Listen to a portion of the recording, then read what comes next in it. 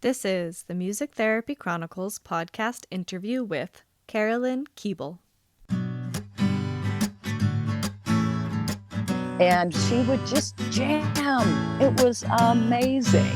And I can only say if I had not included that in our sessions together, it would have been very different. The whole thing, the way in which it connected with her and the meaning that it brought to that experience for her family, for me and for her, and the whole situation, was deeply enhanced because we included drums and percussion in what we were doing. And I have dozens upon hundreds of stories like that. And you won't have those stories if you never take the drum with you into the environment. That I'm 100% certain of, And so I say to people, I know that we feel like we are lugging too much stuff around. We are like a human mule, and we got all this equipment, and we can't, I can't take it. I'm already carrying this, that, and the other thing. I said, please take a 14-inch frame drum or an ocean drum with you, put it in a cymbal case. It will add 2 to 3 pounds to your load and offer you a world of possibilities that have been untapped previously.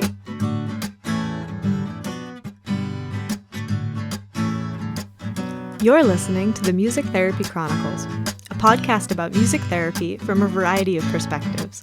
Our ambition is to inspire and connect listeners through meaningful conversations, just like a music therapy conference you can listen to anywhere. My name is Trisha Kayati, and I am a board-certified music therapist from the New England region.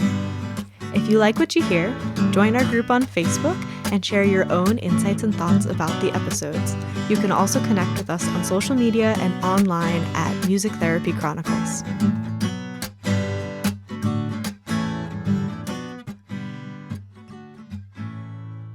Welcome back to the Music Therapy Chronicles podcast and part 2 of my conversation with Carolyn Koebel. I hope last week's episode left you feeling invigorated and inspired, ready to learn, and also hear the rest of this conversation.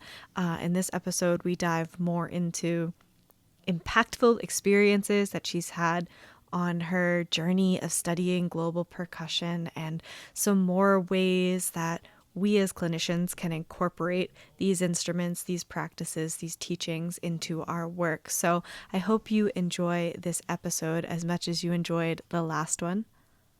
Just in case you missed last week's episode, first you should go back and listen to it. But Carolyn recently released an e-course with Music Therapy Ed, so definitely check that out. She has other continuing education offerings as well. She's part of the Music Therapy drumming community, which is an awesome resource. And she also has some great recorded music that you can use personally or professionally. All of that will obviously be linked in the show notes for you to find. Also linked in the show notes is our Patreon page. Patreon is a great way for you to support the podcast, and patrons have the exclusive opportunity of asking guest questions. So if you have a question you've always wanted to ask a guest, feel free to request that guest, become a patron, and ask them all your questions. You can also support the podcast by subscribing to the show so that it is automatically downloaded to your device each week when the episode comes out. Please also consider leaving us a review and following us on social media. We are at Music Therapy Chronicles. All right, let's get into this conversation with Carolyn.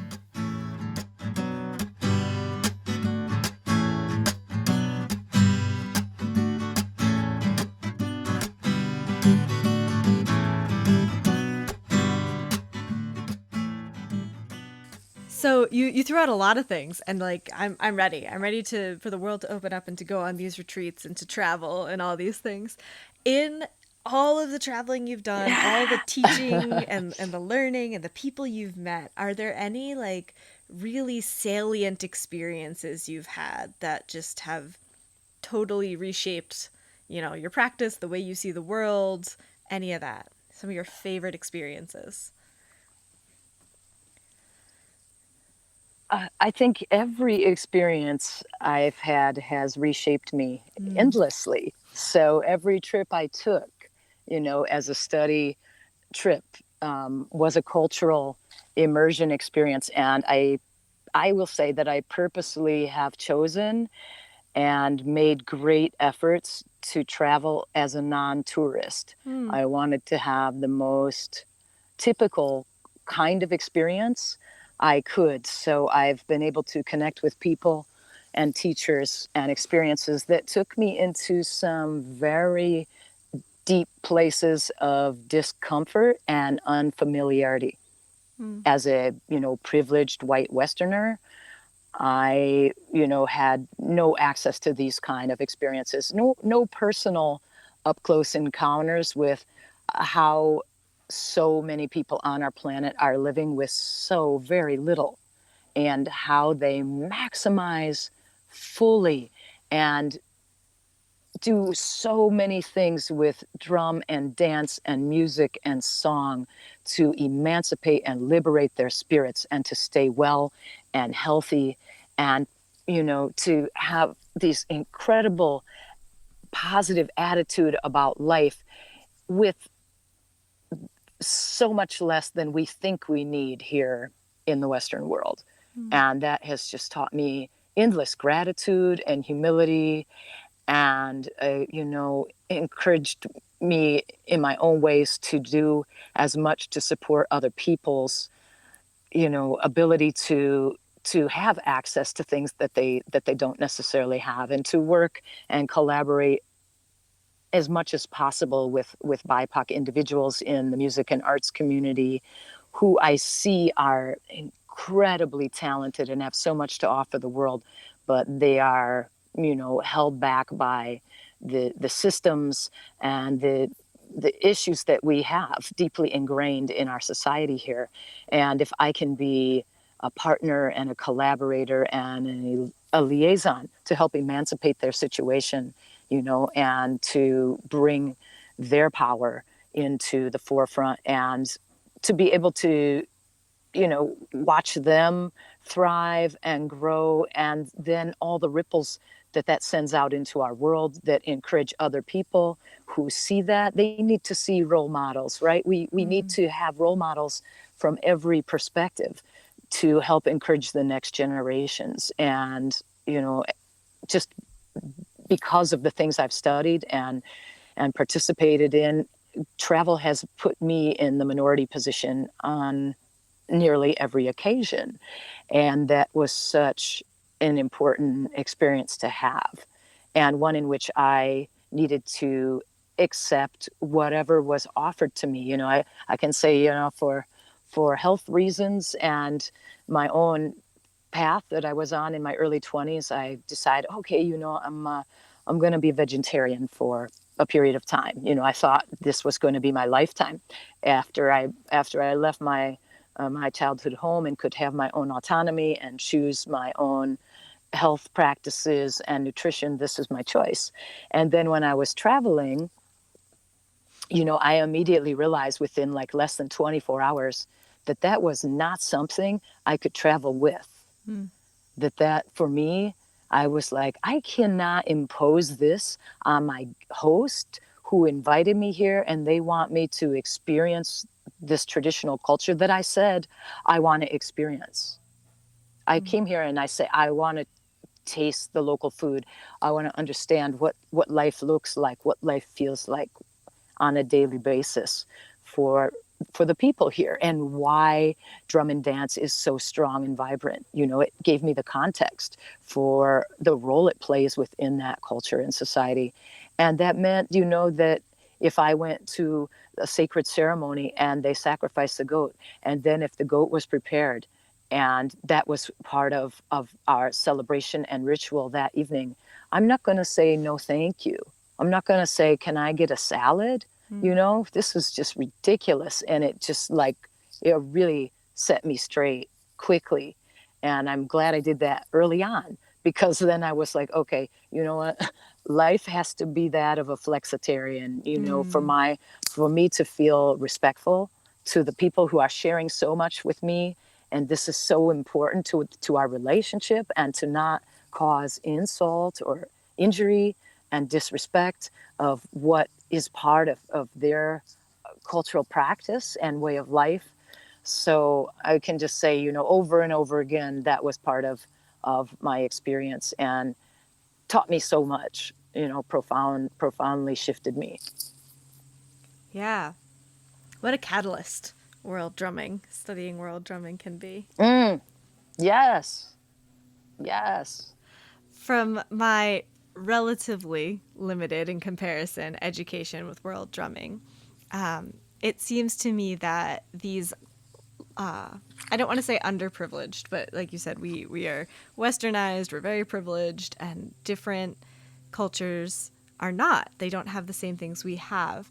And from what I've seen, those are the cultures where music is so embedded in their life. And those are the cultures where it can be difficult to explain what our idea of music therapy is, because it's just part of their life. It doesn't have to have this scientific, neurological. They don't need that explanation. They just see it and experience it every day, and how our lifestyle has taken that away from our experience in so many ways.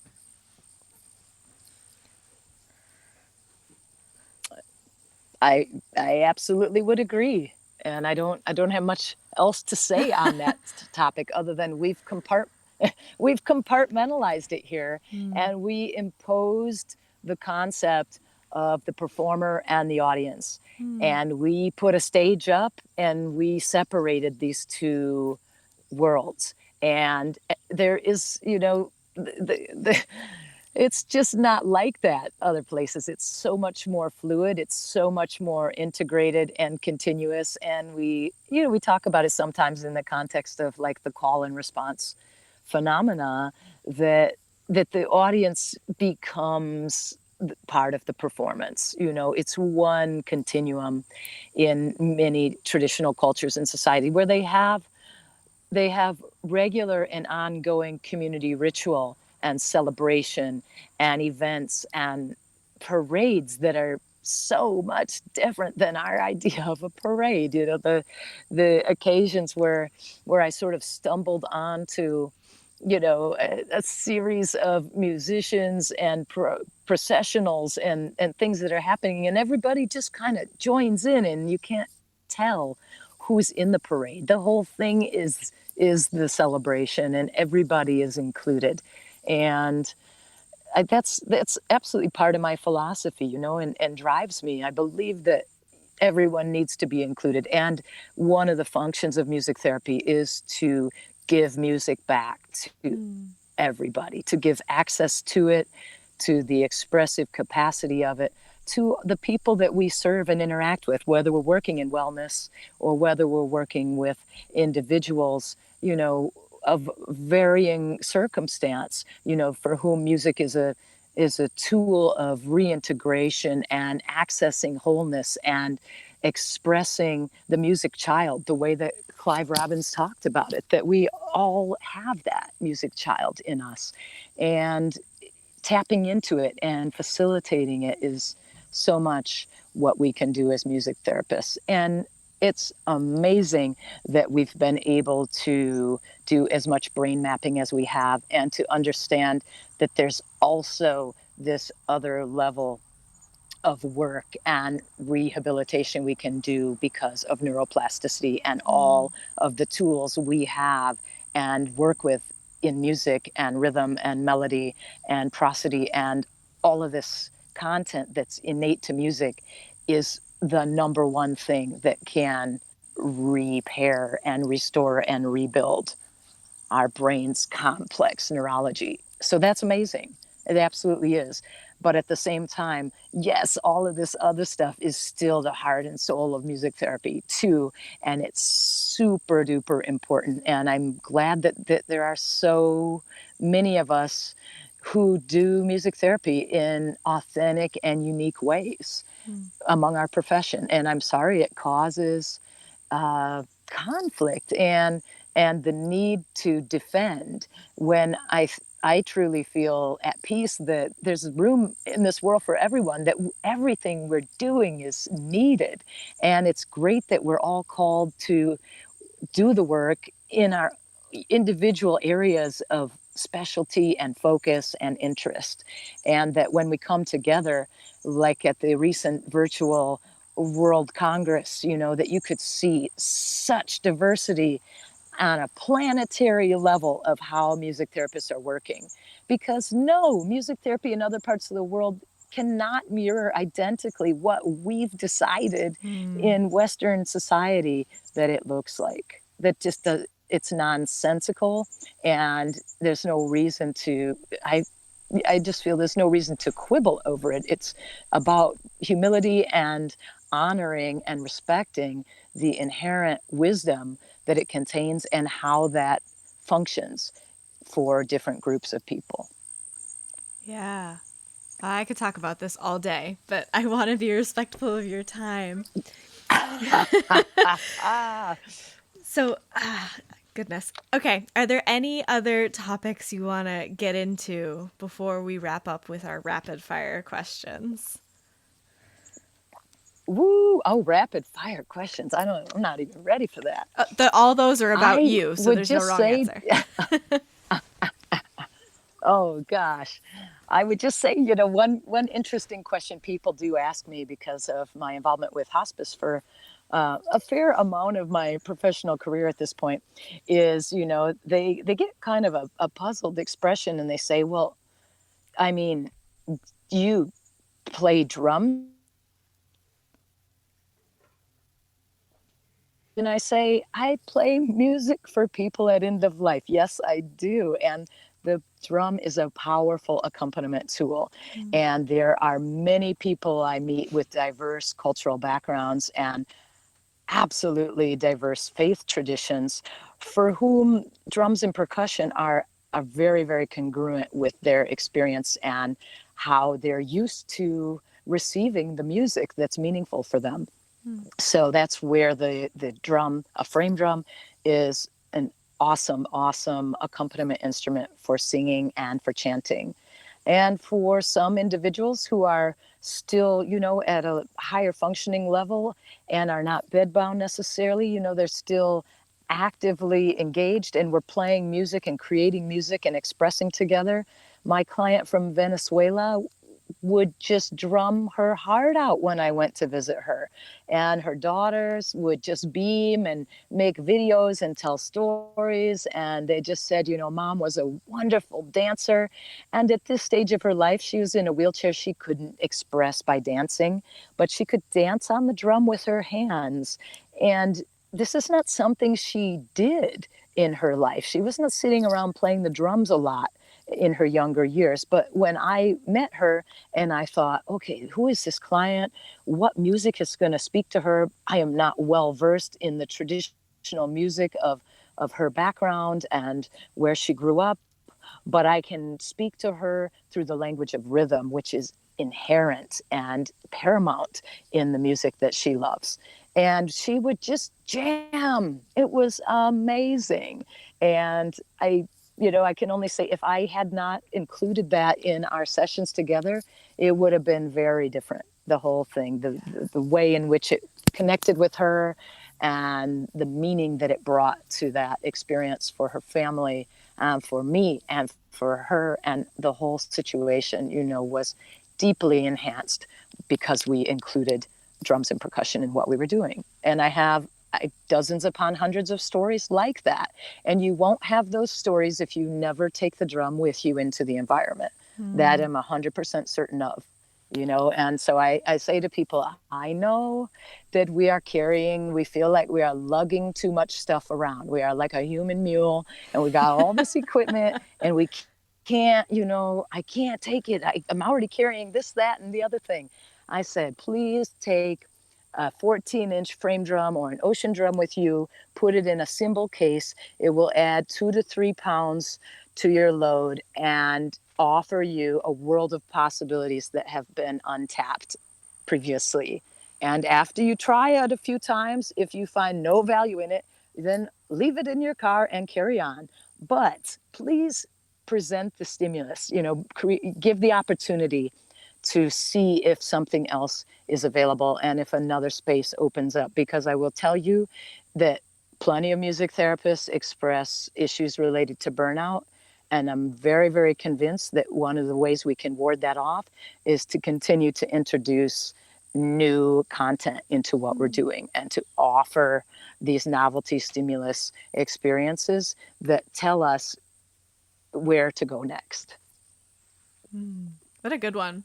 I think we think about that for our clients, right? Offering new experience, and a new experience for them isn't always a new experience for us. So that's a great way to frame Sure. it.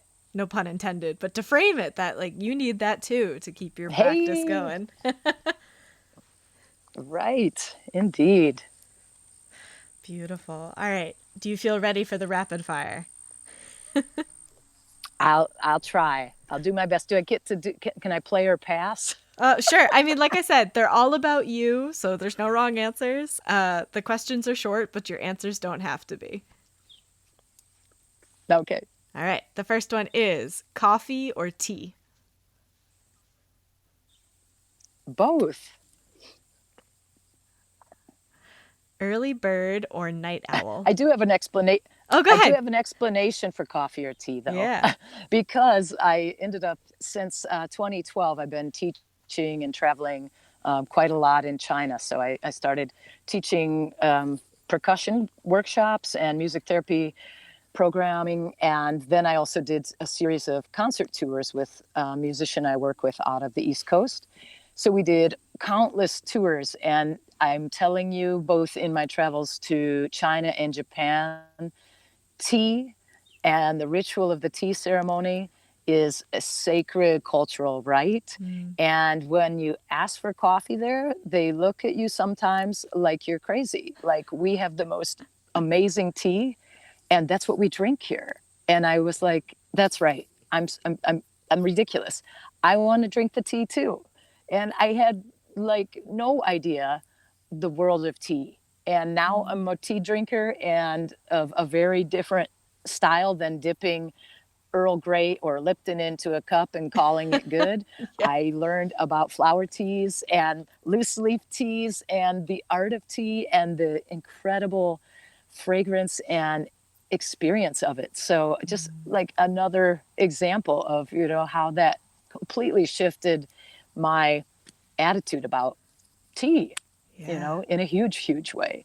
So your next question is also yes. I think you said like night owl or early bird. Yeah. Good memory. So yes, it's whatever the situation requires. Sometimes it requires both. I've been involved with many different kinds of. I have kind of a composite career. So sometimes I'm outperforming until 2 a.m. I get home at 3 or 3:30, but then I have to teach the next morning. Or I said yes to a church gig that I have to wake up at 7 a.m. for. And I think in my mind, I'm like, why did I do this? And I realized, well, I didn't exactly mean to. It's that I agreed to the one like 10 months ago, Yeah. and I agreed to the other one, and I didn't turn the page and see that they were like on the same, 24-hour period or something. So I've, I just kind of had to learn to roll with it, because it's all something I want to do. It means something to me. And while I'm doing it, I'm so glad I'm doing it that I'm just like, okay, sometimes you don't get as much sleep as you would have preferred, but the payoff is totally worth it. Well said. All right. Something you would tell your younger self. Oh gosh. I would have done study abroad in college instead of like afterwards. I just, or in high school. Gosh, that would have been amazing. It's just sort of like, I was so glad that I finally started traveling when I did, because it wasn't something that was instilled in me. It's not something my family values or engages in. But for my particular areas of interest and vocation, it has always felt incredibly essential. And I suppose I waited a little longer than I would have by asking permission instead of asking forgiveness. So that is the key thing, that I would have said to the younger self is like forge onward and ask forgiveness. Don't ask permission for the things that feel really, really important and feel really right that you need to move towards. Good one. Your music therapy elevator speech. I take the stairs. You get out of a lot of speeches that way. Oh, yeah. That's my answer. All right, that's fine. That's fine. I'll take that. That's the first time I've had that response. Your favorite self-care practice. Oh man, I have two. In the warm season, it's lake swimming outside, and the rest of the time, it's staying involved with drumming. Actually, like taiko is a amazing self-care practice, especially through the stagnancy of winter months. And I don't like to be cold outdoors, so finding something active indoors that does not require me to be in an enclosed space full of TVs and machines and stuff. I'm not motivated by that. So I have to find other things that feel just much more, organic and authentic and reasonable. I can't make myself do something I don't want to do. So playing drums is, much easier than going to a gym. Something that is currently adding value to your life.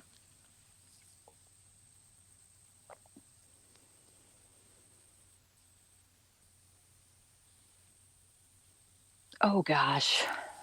I mean, right now it's summer and I live in a place where I value the season. So it refers back to the previous statement that when I can swim and be outside and, kind of just merge with nature, that adds great, great value to my experience. So that is really my priority, like May through October, is I just carve out time every day. If it means I get up at 7 or it means I swim at dusk with the bats or, come home on lunch break in between, client stops or something and make sure that it's part of my day because it just does something. It sets me right. I've been to Kalamazoo a couple times in the summer, and I remember very hot sunshine and sometimes some wind. Yeah, we get that. Your favorite intervention or song to use in a session? Oh gosh, that's I don't know if I have an answer to that anymore. Even my clients say, "What's your favorite song?" And I said, "Today." Yeah.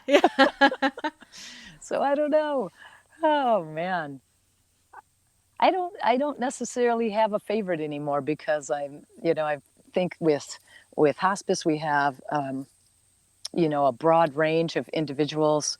I will say a song that I share sometimes, even though it's not requested, when I'm working with some of my elder care clients is, what's it called? When You Come to the End of the Day, an old tune, maybe from the 20s at the earliest. And, just a song about, it's got to be a song that just has the right outlook and perspective on life that people will relate to because the message in and of itself is just powerful. And they say that is a beautiful song, but they've never met the song before. So I've got a couple of songs like that. I also like the Porter Wagner song, Satisfied Mind.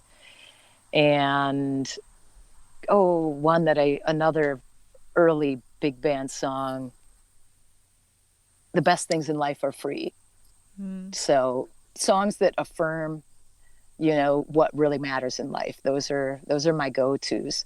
I do not sing some of those songs with teenagers, I will admit, because I just I think it's a little slightly unrelatable. So I would need to find something a little more in their preferred genre and vibe to kind of convey something similar. For them, I have a couple of chants that basically focus on finding your heart song and speaking your truth and living your truth. So, just I have a few go-tos that I would say are positive affirmations that I hope the message of the lyrics will sink in as the melody stays with them, and they, after the fact, maybe they still sing it to themselves and they hear those words again.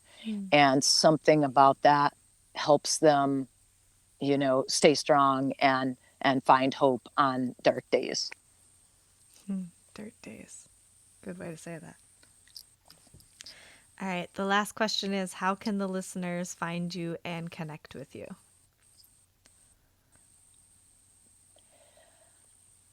I think it's reasonably easy to do. I do use Facebook, which I don't love, but it is a great platform for connecting. And other than that, I do have a website. You can visit me there and send me an email off that platform, Carolyn Koebel, Koebel.com. My contact info and email is there. If you have, specific follow-up questions, thoughts, or interests. I did have a music therapist lately email me and ask if we could do some virtual lessons together. And I have to say, I don't teach just anyone. I have to kind of manage my time in a reasonable way. And I don't want to teach people to, I don't teach drummers how to get chops for instruments. I want to teach people who wish to develop their own relationship to the drum for a variety of personal and professional reasons for themselves. So it's those kind of individuals when they reach out and say, I really want to incorporate the frame drum into my work in such and such setting.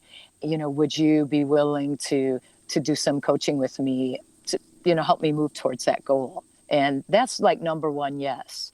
And then when some random person says, oh man, that was sweet, can you show me how to do that? I was like, no, actually, I'm not available. I don't have time, and that's not what the world needs. The world needs something more than you to have these particular fast chops on an Arabic drum. If I have a sense from you of what you want to do with this that I feel is powerful and transformative, I want to help you. I want to be an ally, and I want to work with you to move in that direction.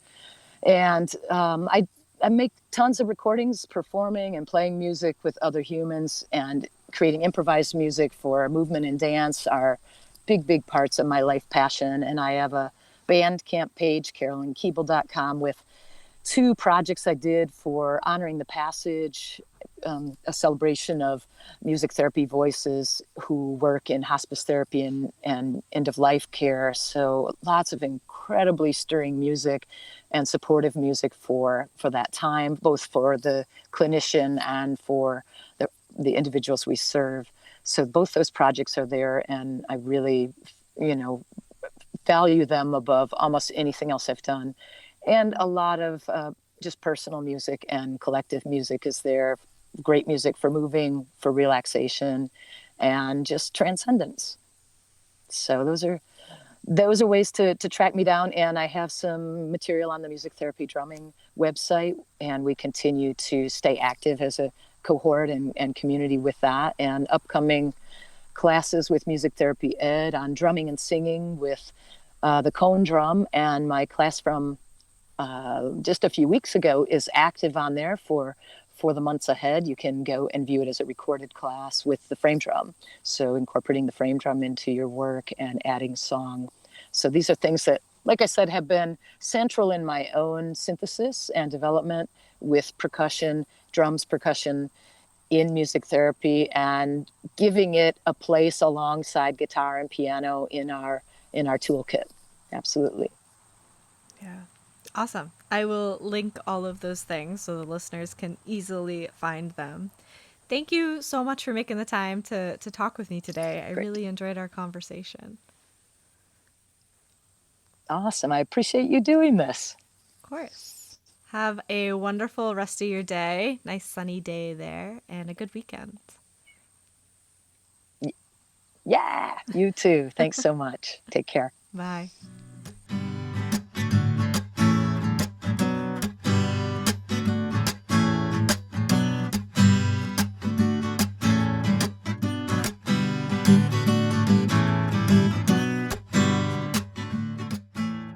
Thank you so much for tuning in to this week's episode. I hope you enjoyed parts 1 and 2 of my conversation with Carolyn. I hope you have lots of wonderful tips that you've taken away from this episode and many others, that you're excited to incorporate them into your clinical practice, whatever that may look like right now. If you're looking for a way to support the show, you can obviously subscribe to the podcast, leave us a review, find us on social media, and consider becoming a patron on patreon.com. As always, patrons have the exclusive opportunity to ask guest questions.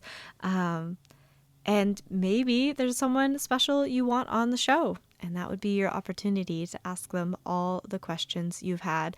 Also, definitely follow us on social media because we have some awesome things going on behind the scenes, cooking up some really great things for you, the listeners. And in order to be aware of and involved in that, social media right now is the best place to follow along. So thank you to those of you who already follow. Thank you to the patrons, and thank you to you for making the time to listen to this week's episode. Our quote this week again comes from Rumi. "The quieter you become, the more you are able to hear."